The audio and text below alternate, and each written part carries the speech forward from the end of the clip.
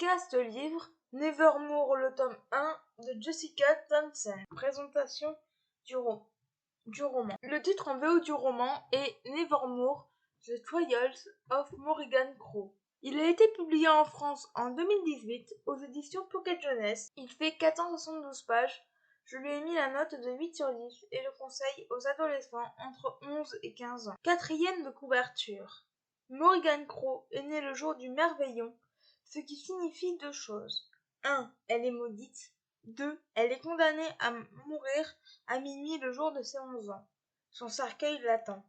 Elle est sauvée in extremis par un homme étrange qui l'amène dans le royaume magique de Nevermore. Ce que j'ai pensé de ce roman. Je dois dire que ce premier tome m'a largement intriguée. Morrigan est destinée à mourir le jour de ses 11 ans. Elle va être sauvée in extremis et va atterrir dans l'univers magique de Nevermore. Elle va devoir accomplir des épreuves pour rentrer dans une société secrète. Va-t-elle y arriver?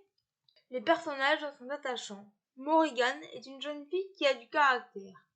Victime d'une malédiction, elle va découvrir le monde de Nevermore qui lui réserve bien des surprises. Elle est loyale et a toujours peur de mal s'y prendre. Jupiter Nord, son mécène, est un membre de la société Wondrous, l'élite de la société de Nevermore.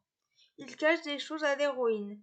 Il se comporte un peu comme un père qu'elle n'a pas vraiment eu pour elle. Fenestra est une magnifique chatte, une chatte qui parle avec un sacré tempérament. Elle semble ne pas trop aimer Morrigan, mais son comportement va changer au fil des pages. Noël est l'ennemie de la jeune fille. Elle est hautaine et veut mettre tout le monde plus bas que terre. Eastbourne est le meilleur ami de Morrigan. Toujours enclin à faire des bêtises, il apporte son aide et sa bonne humeur quand il le faut. Le Wanderer est le méchant de l'intrigue. Homme ou chose, on ne sait pas trop ce que c'est. L'écriture est simple mais efficace. À chaque début de chapitre, il y a des illustrations.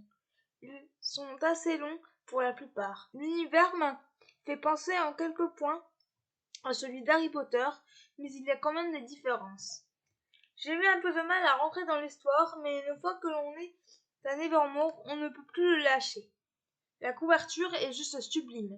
La fin donne très envie de connaître la suite. En résumé, une très bonne découverte.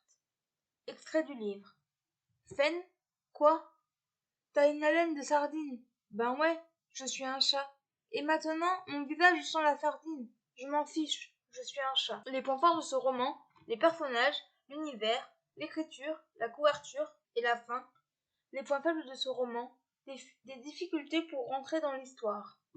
Voilà, c'en est tout pour ce podcast. J'espère qu'il vous aura plu. N'hésitez pas à me donner vos avis et vos commentaires sur YouTube, à vous abonner à la chaîne. Et je vous retrouve très bientôt pour un nouveau podcast. Ciao!